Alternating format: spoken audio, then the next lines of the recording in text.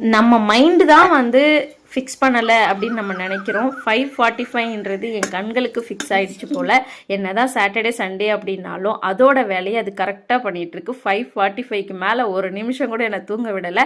அதுக்கப்புறம் மார்னிங் எழுந்து என்னோடய ஒர்க்கை எப்பொழுதும் போல் நான் ஸ்டார்ட் பண்ண ஆரம்பிச்சிட்டேன். ஏன்னா இதுக்கப்புறம் தூங்க முடியாது, சும்மா படுத்திருந்தால் என்ன பண்ண முடியும் அப்படின்றனால என்னோடய ஒர்க்கை ஸ்டார்ட் பண்ண ஆரம்பிச்சிட்டேன். மார்னிங் எழுந்து வெளியிலலாம் கொஞ்சம் ஒர்க் இருந்ததை முடிச்சுட்டு இந்த பேர்ட்ஸ் சவுண்டெல்லாம் நல்லா ரசிச்சுட்டு, நல்லா இந்த வீடியோ முன்னாடியே கேட்டிருப்பீங்க, எங்களோட கிச்சன்லேயே அவ்வளோ அழகாக பேர்ட்ஸ் சவுண்டு கேட்கும். ஒரு 1 ஹவர் நல்லா ரசித்து அதுக்கப்புறம் என்னோடய பிரேக்ஃபாஸ்ட் ஸ்டார்ட் பண்ண ஆரம்பிச்சிட்டேன். மார்னிங் பிரேக்ஃபாஸ்ட்டு ஆப்பம் அண்ட் கடலைக்கறி தான். ஏன்னா முந்தின நாள் வேக வச்சுருந்த கடலை லெஃப்ட் ஓவர் இருந்தது, அதை வச்சு கடலைக்கறி பண்ணுறதுக்காக ஆப்பத்துக்கு மாவு அரைச்சி வச்சுருந்தேன்.